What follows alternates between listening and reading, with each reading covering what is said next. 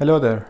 In this video I'm going to talk about this PID kit that I applied on my Gaggia Classic and how my experience has been so far. So this one I set to 93 degrees Celsius.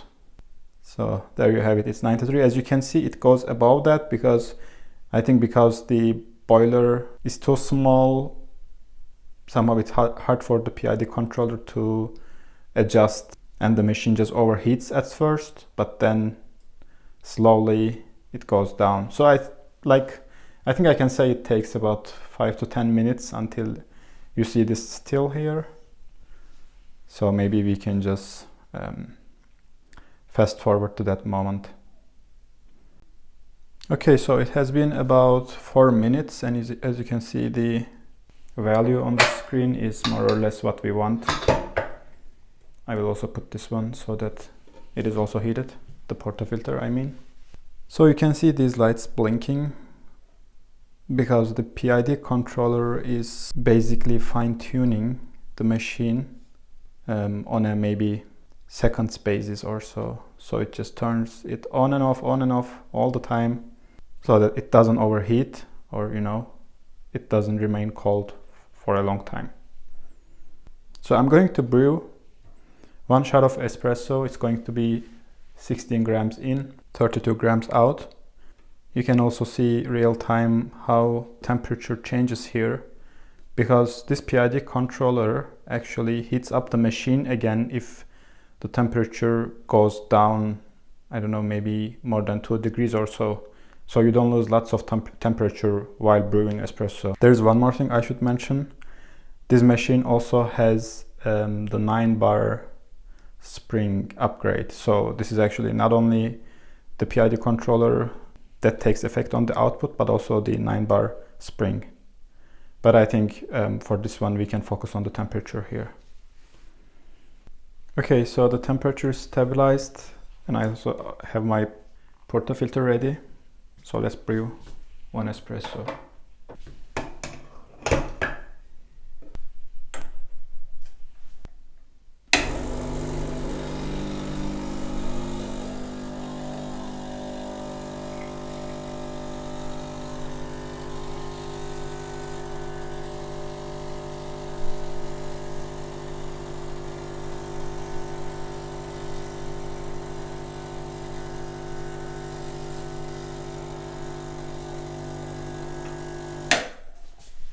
"25 seconds for 32 grams.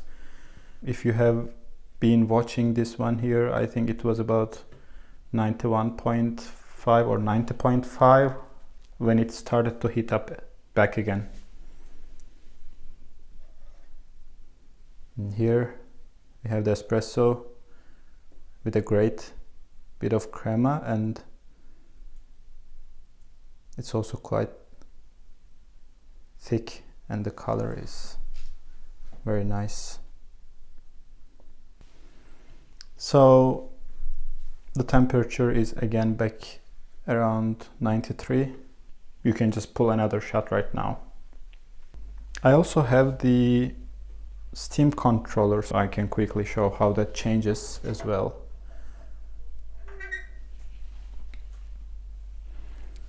So I just open the steaming mode, and this one is set to 145 degrees, I believe, before it turns off the steam heating controller. So since the machine is preheated, it can quickly drive up to 145, and let's see what happens after that.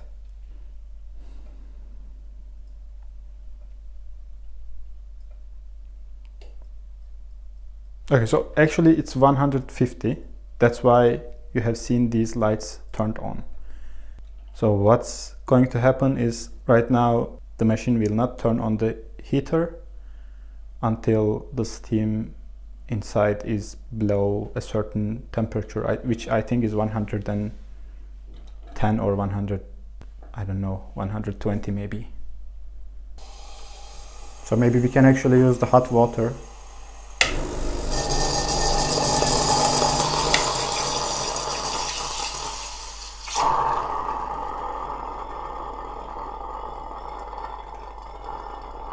So as you can see now, the PID turned on again, and it's going to get the temperature back to around 150.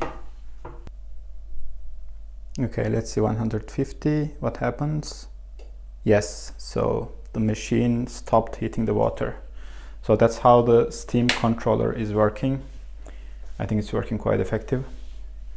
So that's about it. I'm going to leave the links below in the description.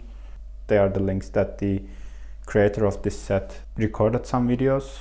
So you can take a look at that, and if you consider buying this, you can contact. I can say that I'm very happy with this, because I can now manipulate the temperature quite easily, and it's quite sustainable, it's repeatable, which is quite important. I don't have to worry about temperature surfing anymore. I know that the temperature variable is now, it's a constant basically, it doesn't change from brew to brew. Alright, thank you for watching. If you have any questions, just write a comment below and I'm happy to answer. Enjoy your coffee.